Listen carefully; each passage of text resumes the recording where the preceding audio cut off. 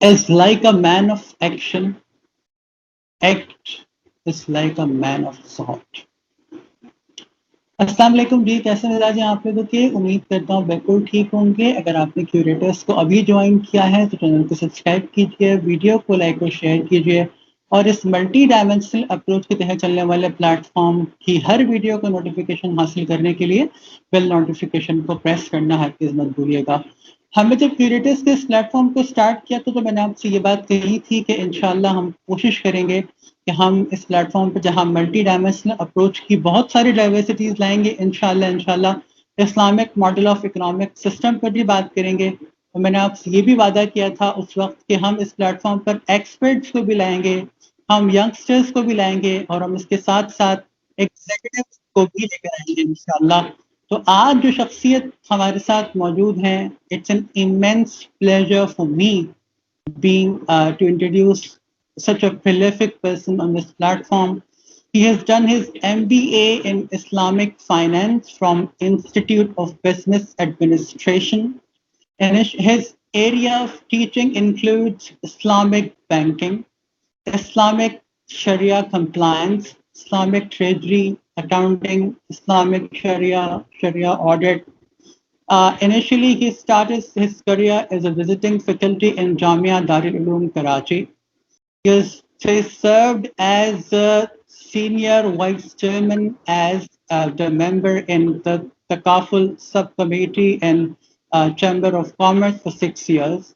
He has been for the last 19 years in a private bank, which is also the premier Islamic Bank of Pakistan. Initially in Islamic house finance, car financing, then in house financing. Currently as Senior Executive Vice President and Group Head in Sharia Compliance and Product Development. It's an immense pleasure and honor to introduce Mr. Ahmed Ali Siddiqui. Assalamu alaikum, sir. How are you? السلام علیکم، بہت شکریہ Waqar, thank you for inviting me. میں یہاں بس بتاتا چلوں کہ میں نے اپنے کیریئر کا آغاز I started my career with Meezan bank and also I started teaching at I B A Karachi and different courses in Islamic finance. So I am also currently the director for the centre for excellence in Islamic finance at I B A Karachi along with my work assignment at Mizan Bank. جزاک اللہ سر کو کریں. کیسے مزاج ہیں آپ کے؟ پہلے تو بہت شکریہ کہ آپ نے اپنی مصروفیات میں سے ہمارے لیے وقت نکالا. کیسا لگ رہا ہے آپ کو اس ملٹی ڈائمینشنل اپروچ کے تحت جو میں نے ایک آرڈنری سے ایفرٹ کی اس پلیٹ فارم پہ آ کر؟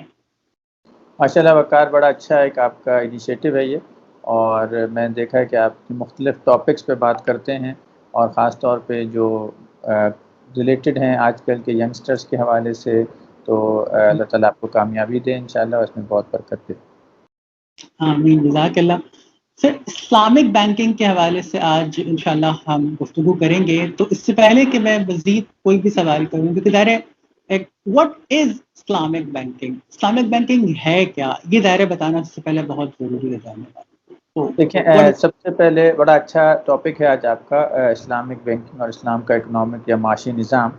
اسلامک بینکنگ کیا ہے، اس کو سمجھنے کے لیے ہم یہ سمجھنا چاہیے ہمیں کہ بینکنگ کیا چیز ہے.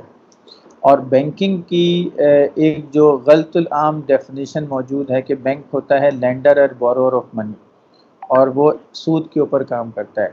جبکہ بینکنگ کی جو صحیح ڈیفینیشن ہے کہ بینک ایک فائنینشیل انٹرمیڈری کے طور پہ کام کرتا ہے، ایک مڈل مین ہوتا ہے جو جن لوگوں کے پاس اضافی سرمایہ ہے یا بچت ہے ان سے وہ بچت لیتا ہے، اور جن اداروں کو یا حکومت کو یا بزنسز کو سرمایہ کی ضرورت ہوتی ہے وہ ان کو سرمایہ مہیا کرتا ہے. اب یہ کام جو ہے یہ جائز طریقے سے بھی کیا جا سکتا ہے اور ناجائز طریقے سے بھی کیا جا سکتا ہے. ہمارا جو کنونشنل بینکنگ کا نظام ہے یا جو سودی بینکنگ کا نظام ہے، وہ یہ جو مڈل مین کا رول ہے یا فائنینشیل انٹرمیڈری کا رول ہے، وہ انٹرسٹ کی طریقے سے یا انٹرسٹ بیس لینڈنگ اور انٹرسٹ بیس بورنگ پہ وہ انجام دیتا ہے. اس کے مقابلے میں جو اسلام کا نے جو متبادل نظام دیا جو شریعت کے اصولوں پر مشتمل ہے، وہ یہ ہے کہ اسلامک بینک جو ہے وہ تجارت کے اصولوں پہ کام کرتا ہے، اور اپنے کسٹمرز کے ساتھ جو ڈپازٹ لیتا ہے وہ بھی وہ شراکت یا مداربت کی بنیاد پر لیتا ہے، اور آگے اس پیسے کو جو سرمایہ فراہم کرتا ہے وہ اسلام کے اصول تجارت، سیل، خرید و فروخت، کا یا پارٹنرشپ یا کرایہ داری کے جو طریقہ کار ہیں ان کو استعمال کرتے ہوئے وہ کسٹمرز کو وہ سرمایہ یعنی وہ سہولت یا سرمایہ مہیا کرتا ہے۔ اور اس میں چند اہم باتیں یہ کہ جو بھی اسلامک بینک کا آپریشنز ہوتے ہیں وہ اسلام کا جو طریقہ تجارت ہے، جو اسلامک شریعت نے ایک بڑا وسیع ہمیں گائیڈ لائنز دی ہیں معاشی معاملات کے حوالے سے، اس کے اوپر مبنی ہوتا ہے، اور اس میں نہ سود کا عنصر شامل ہے، نہ سٹے بازی کا، نہ جوئے کا، نہ اسپیکولیشن کا، اور ایسی تمام ٹرانزیکشن جو شریعت کی نظر میں غلط ہیں، نہ ایسے غلط کاروبار کو یہ سپورٹ کرتا ہے جیسے کہ کوئی شراب بنا رہا ہے، کوئی ان ایتھیکل بزنسز کر رہے ہیں۔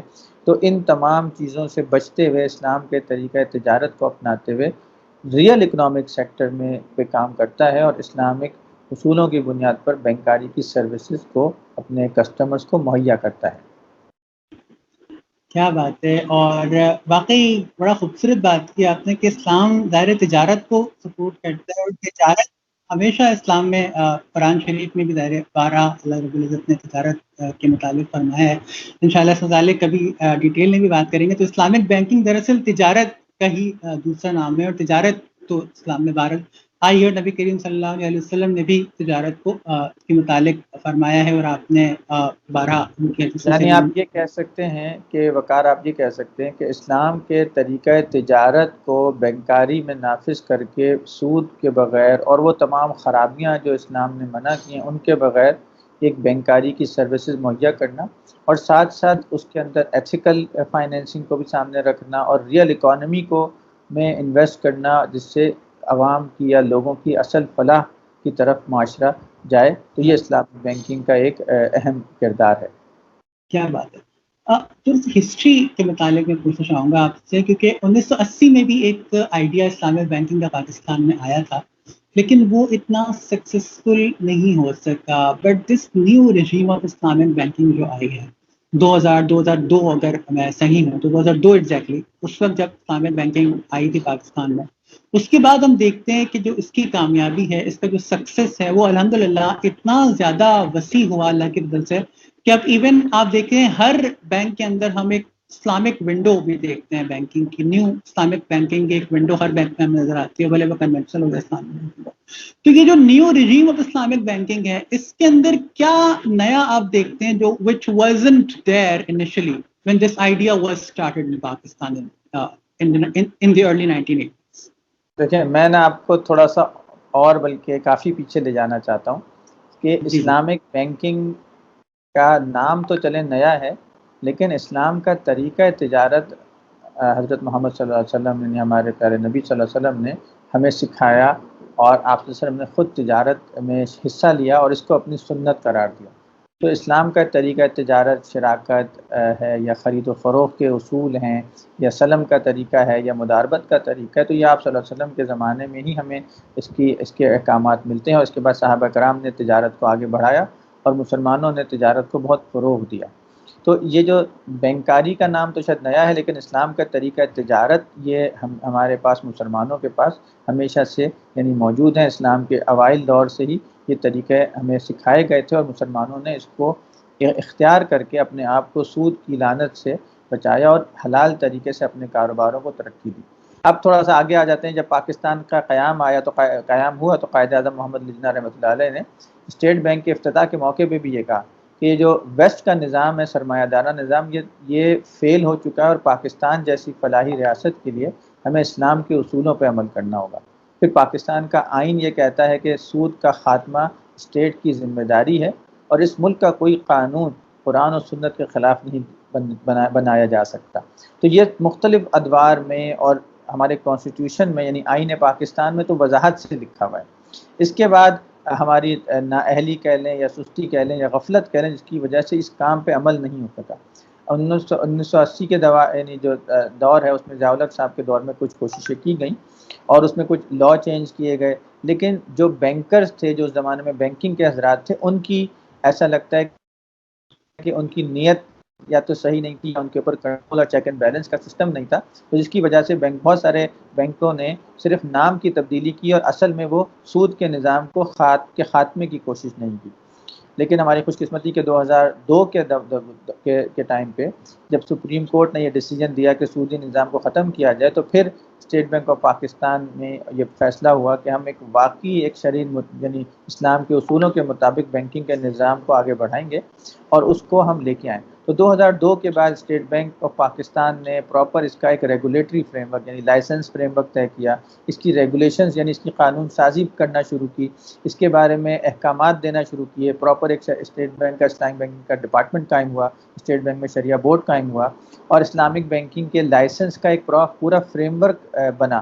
اور میزان بینک جو پاکستان کا پہلا اسلامک بینک بنا، اس نے سب سے پہلے اسلامک بینکنگ کا لائسنس لیا۔ اس کا مطلب یہ کہ قانوناً سود پر مشتمل بینکنگ اس کی میزان بینک کو یا کسی جو فل فلیج اسلامک بینک ہے اس کو اس کی اجازت ہی نہیں ہے، تو قانوناً وہ غلط ہے اگر وہ کوئی سود کا کام کرے۔ ہمیں صرف اسلامک بینکنگ کی اجازت دی گئی، تو اسٹیٹ بینک نے ایک پراپر نظام بنایا اور شریعہ اسکالر یا علماء کو اس میں شامل کیا گیا۔ پھر میزان بینک کا اس میں بہت بڑا کردار رہا پاکستان میں اسلامک بینکنگ کے نفاذ میں۔ ہمارے جو شریعہ بورڈ میں مفتی تقی عثمانی صاحب اور جو علماء کرام تھا ان کا بڑا کردار رہا، ہماری مینجمنٹ نے۔ تو ایک طرح سے 2002 میں ہم یہ دیکھتے ہیں کہ ایک سنسیریٹی کے ساتھ اور ایک کمٹمنٹ کے ساتھ بینکنگ سیکٹر میں ایسے اچھے لوگ آئے جنہوں نے علماء کی نگرانی میں اس کام کو شروع کیا، اور اس کا غرض یہ تھا کہ اللہ کی رضا تھی، اللہ کی رضا کے لیے کیا۔ اور اسی طرح اسٹیٹ بینک میں بھی ایسے لوگ آئے جنہوں نے یہ محسوس کیا کہ ہمیں ایک پراپر طریقے سے ریگولیٹڈ طریقے سے اس کام کو شروع کرنا چاہیے۔ اس کے بعد سے الحمدللہ اس دن سے لے کے آج تک اسلامک بینکنگ جو سمجھ لیں صفر یعنی بالکل زیرو پہ تھی پاکستان میں، آج 18.5% ہو چکی ہے، اور تقریباً 21 کے قریب بینک ہیں یا 22 بینک ہیں جو اسلامک بینکنگ کر رہے ہیں، 5 فل فلیج اسلامک بینکس ہیں۔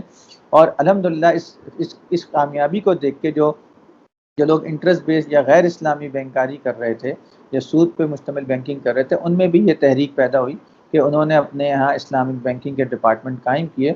اور اب تو الحمدللہ ایک بینک تو ایسا بھی ہے جس نے مکمل طور پہ اپنے آپ کو سودی نظام سے کنورٹ کرنے کا اعلان کیا ہے، اور انشاءاللہ وہ آپ کو کچھ عرصے میں یہ اس کا پورا کنورژن نظر آ جائے گا۔ تو پراپر طریقے سے کام ہوا، ریگولیشنز آئیں، اس میں علماء کی نگرانی شامل ہوئی، اچھے لوگ شامل ہوئے جنہوں نے کمٹمنٹ کے ساتھ کام کیا، اور تو اس کی وجہ سے ہمیں یہ ایک بہت بہتر رجیم نظر آتا ہے۔ اور اسی دوران دنیا بھر میں بھی اسلامک بینکنگ میں بڑی ترقی ہوئی، اور یہ ایک گلوبل فینومینا کے طور پہ ہمیں اب نظر آتا ہے۔ صحیح بات ہے، اور واقعی بڑا تفصیل سے آپ نے اس چیز کو بیان بھی کیا، اور اللہ کرے کہ انشاءاللہ آنے والے وقتوں میں یہ مزید گرو کرے۔ ظاہر ایک بہت بڑی ذمہ داری یہ ایز اسٹیک ہولڈرز بھی بنتی ہے اور ہماری بھی بنتی ہے، تو آپ کیا سمجھتے ہیں کہ اس کی پروموشن میں، پہلے میں چاہوں گا اسٹیک ہولڈرز کے متعلق آپ تھوڑا سا بتائیں کہ اسٹیک ہولڈرز کی کیا رسپانسبلٹی ہے، اور اسی سوال میں اگر I would like to add کہ فار اس واٹ از آور رسپانسبلٹی، کہ ہم اسلامک بینکنگ کو پروموٹ کرنے میں کیا کر سکتے ہیں، اور اسٹیک ہولڈرز کی آپ کی نظر میں کیا رسپانسبلٹی بنتی ہے کہ وہ اپنے تئیں اس کی پروموشن میں کیا رول پلے کر سکتے ہیں؟ دیکھیں، سب سے پہلے تو میں سمجھتا ہوں کہ جو حکومت وقت ہے یعنی اس کی ذمہ داری ہے۔ پاکستان کا جو قیام تھا وہ اسلامی جمہوریہ پاکستان لا الہ الا اللہ محمد رسول اللہ کے نام پر کے کلمے پہ قائم ہوا ہے، تو یہاں سود کے ناپاک نظام کی تو گنجائش ہی نہیں ہے۔ سود کا ناپاک نظام اتنا برا، یعنی آپ کہہ سکتے ہیں کہ یہ اللہ اس کے رسول سے جنگ کا اعلان ہے۔ تو کوئی مسلمان مطلب اس کے لیے اس سے زیادہ شرمندگی کی کیا بات ہے یا افسوس کی کیا بات ہے کہ وہ اپنے نبی رسالت مآب صلی اللہ علیہ وسلم سے جنگ کا ارادہ کرے۔ یہ تو ابو جہل اور ابو لہب کا کام تھا، یہ مسلمانوں کا کام نہیں ہے۔ تو سب سے پہلے تو حکمران وقت کی ذمہ داری ہے، پھر ریگولیٹرز کی ذمہ داری ہے، پھر جو اسلامی بینکنگ میں وابستہ لوگ ہیں ان کی ذمہ داری ہے، جو علماء کی ذمہ داری کہ اس کو نیک نیتی سے اور اخلاص کے ساتھ اور اس کو ایک مشن سمجھ کے اور ایک دین کی خدمت سمجھ کے کریں، اور اللہ کی رضا کے لیے خالص اس کام کو کریں۔ یقیناً نفع کمانا تو خود بخود آئے گا، لیکن یہ ایک عبادت کا کام بھی ہے، ایک مشن بھی ہے، اور اس میں بہت بڑا رول ہمارے اکیڈیمیا کا ہے۔ جو بزنس اسکولز ہیں جہاں پہ تعلیم دی جاتی ہے، نئی نسل کو تربیت دی جاتی ہے، ان کو یہ بتانا ان کے اوپر فرض کے درجے میں ہے کہ وہ ان کو جو سودی نظام ہے اس کی تباہ کاریاں، اس کی حرمت، اس کی غیر شرعی حیثیت بھی بتائیں، اور اس کا متبادل جو اسلام کا طریقہ تجارت ہے وہ بھی سکھائیں، تاکہ ہماری نئی نسل جب گریجویٹ کر کے چارٹرڈ اکاؤنٹنٹ بنتی ہے، ایم بی اے کرتی ہے یا بزنس کی ڈگری لے کے آتی ہے، تو ان کو حلال حرام کی تمیز بھی ہو اور صحیح غلط کی تمیز بھی ہو. اور اسی طرح جیسے آپ نے کہا کہ میری اور آپ کی ذمہ داری ہے، اور خاص طور پہ آپ جیسے ینگسٹرس کی ذمہ داری ہے کہ اس کو پڑھیں، اس نظام کو سمجھیں اور اس کو صحیح معنوں میں جو اللہ اس کے رسول کی رضا کے مطابق اس کو امپلیمنٹ کریں. اور جو لوگ سود کی گمراہی میں یا تباہی میں گر رہے ہیں ان کی اصلاح بھی کی جائے، ان کی رہنمائی بھی کی جائے، اور ایک ایسا معاشی اور بینکاری کا نظام جو شریعت کے اصولوں کے مطابق ہو، جو لوگوں کی فلاح کے لیے ہو اور اللہ کی رضا کے لیے اس کو ہم اسٹیبلش کر سکیں. لوگوں کو اس کے بارے میں اویئرنیس دیں، لوگوں کو اس کی پروڈکٹس کے بارے میں بتائیں، اس کے فوائد بتائیں، اس کے طریقہ کار بتائیں. کیونکہ جب تک انسان کو یہ طریقہ کار نہیں پتہ چلتا تو شیطان بھی ہمارا دشمن ہے، وہ موجود ہے، وہ لوگوں میں یہ وسوسہ ڈالتا ہے کہ جی ایک ہی بات ہے، نام ادھر سے بدل دو، ادھر سے بدل دو، کان ادھر سے پکڑ لو. یہ سارے وسوسے شیطان کے ہیں، اور یہ سورہ بقرہ میں اللہ تعالیٰ فرماتے بھی ہیں اس بارے میں کہ جو لوگ سود کھاتے ہیں وہ ایسے ہیں ایسے اٹھیں گے جیسے شیطان نے ان کو مس کر کے دیوانہ بنا دیا. اور وہ یہ بات کیوں کہتے ہیں؟ کیونکہ وہ سود کو کہ سود خور بن گئے خدا نخواستہ، یا سود کی وجہ سے، سود کی وبال کی وجہ سے یا شیطان کے وسوسوں کی وجہ سے وہ اس چیز میں فرق نہیں کر پا رہے. لیکن اللہ سبحانہ وتعالیٰ نے قرآن مجید میں فرمایا کہ وَأَحَلَّ اللَّهُ الْبَيْعَ وَحَرَّمَ الرِّبَا، اللہ تبارک تعالیٰ نے تجارت کو حلال قرار دیا اور سود یعنی ربا کو حرام قرار دیا. تو اب تو فیصلہ ہو گیا. جب اللہ تعالیٰ نے فیصلہ کر دیا تو اب وہ فیصلہ ہو گیا، چاہے وہ آپ کو ایک جیسا لگے یا فرق لگے. لیکن جب آپ سمجھیں گے تو آپ کو خوبصورتی بھی سمجھ میں آئے گی اور اس کی افادیت بھی. تو یہ آپ جیسے ینگسٹرز کا ایک بڑا کردار ہے اس میں کہ عوام کو بتایا جائے، ان کو ان کی رہنمائی کی جائے اور ان کو ایک صحیح ڈائریکشن کی طرف ہم متوجہ کریں. اور من حیث القوم تمام ہمارے پاکستانیوں کا، مسلمانوں کا یہ فرض ہے کہ وہ خود بھی سود سے بچیں اور حکمرانوں سے مطالبہ بھی کریں تاکہ ہم اس وبال سے، اس برائی سے ہم نکل سکیں. بالکل صحیح بات ہے سر. یقین کرے اتنی شاندار گفتگو چل رہی ہے ماشاءاللہ کہ بس دل چاہ رہا ہے آپ گفتگو کرتے رہیں اور یہ سلسلہ یوں چلتا رہے، لیکن وقت جو ہے وہ اس بات کی اجازت نہیں دے رہا کہ مزید اس کو مزید ہم جاری رکھ سکیں. قبل اس سے کہ میں گفتگو کا اختتام کروں، آخری سوال میرا آپ سے بس یہ ہے، اگلے 20-25 سال میں آپ کیا دیکھتے ہیں پاکستان میں بھی اسلامک بینکنگ اور in the rest of the world? Where you think Islamic banking would be in the next 25 years? دیکھیں انشاءاللہ اگلے صرف 5 سال کے اندر جو ٹارگٹ ہے اسٹیٹ بینک نے جو دیا ہے وہ اسلامک بینکنگ کا حجم جو ہے وہ 1/3 یعنی 30% پاکستان میں انشاءاللہ ہو جائے گا. اور اگر حکومت پاکستان اس بارے میں توجہ دے اور اس کے اوپر تھوڑا سا فوکس کرے تو یہ 30 کے بجائے 50% بھی ہم بہت جلدی اچیو کر سکتے ہیں. اور 10 سے 15 سال کے اندر یا اس سے مختصر عرصے میں اگر ہم سنسیریٹی کے ساتھ کام کریں تو سودی نظام کا مکمل خاتمہ کیا جا سکتا ہے پاکستان سے. دنیا میں تقریباً 20 ممالک میں اس وقت اسلامک بینکنگ کی مہم چل رہی ہے. دنیا کے 2 ممالک ایسے ہیں، سوڈان اور ایران، جو یہ 100% اپنے حساب سے اسلامک بینکنگ نظام پہ آ چکے ہیں. اور کچھ ممالک ایسے ہیں جیسے بحرین ہے، برونائی ہے یا سعودی عرب ہے، یہ 50% سے زیادہ کے طرف گامزن ہے. تو اس طرح مختلف جگہوں پہ ہمیں یہ تجربہ کامیاب نہ صرف ہوتا ہوا نظر آتا ہے بلکہ اس کا فائدہ بھی نظر آنا شروع ہو گیا ہے. تو یہ گلوبل فنومنا ہے، انٹرنیشنل جو ادارے ہیں وہ بھی اس کو ایکسیپٹ کر رہے ہیں، بلکہ IMF نے تک یہ ایکسیپٹ کیا ہے کہ جو اسلامک بینکنگ کا یا اسلام کا بینکاری نظام ہے یہ سودی نظام یا کیپٹلسٹ نظام سے زیادہ اسٹیبل ہے اور یہ زیادہ مضبوط بنیادوں پر ہے. اور یہاں سے میں ایک اور بات بھی کرتا چلوں کہ جو سود کی حرمت ہے اسے مسلمانوں کے لیے نہیں ہے بلکہ یہ کرسچنز کے لیے بھی ہے، یہ یہودیوں کے یعنی جیوز کے لیے بھی آئی ہے، اور مختلف یعنی ابراہمک ریلیجن میں سود کو کنڈیم کیا گیا ہے. تو یہ گلوبل برائی ہے اور اس سے بچنا ایک طرح سے انسانیت کی ایک خدمت بھی ہے. جزاک اللہ سر. اللہ تعالیٰ آپ کو خوش رکھے کہ آپ نے اپنی تمام تر مصروفیات میں سے وقت نکالا اور اس انتہائی اہم ٹاپک پر ایڈریس کیا لوگوں کے ساتھ آ کر. اور مجھے امید ہے کہ آپ لوگوں کو سر کی گفتگو سے بہت کچھ سیکھنے کو ملا ہوگا. آپ لوگ چاہیں تو کامنٹ سیکشن میں سوالات بھی بھیج سکتے ہیں، اپنا فیڈ بیک ضرور دیجیے گا تاکہ جو اسلامک بینکنگ کے متعلق ہم نے انشاءاللہ اس سیریز کا باقاعدہ آغاز کیا، آپ کے ساتھ کوشش کریں گے کہ تو مزید بھی موضوعات پر بات کر سکیں. آپ لوگوں کے کامنٹ اور فیڈ بیکس کا انتظار رہے گا. اپنا اور اپنے گرد و نواح کے لوگوں کا بہت خیال رکھیے گا. مجھے اور سر احمد کو دعاؤں کا کسی قدر حصہ ضرور بنائیے گا. زندگی نے وفا کی، حالات سازگار رہے تو انشاءاللہ آپ سے کسی اور ٹاپک پر بہت جلد کسی اور ویڈیو میں ملاقات ہوگی. اس وقت تک کے لیے مجھے اور سر احمد کو اجازت دیجیے. اللہ حافظ اینڈ اسٹے کیوریس.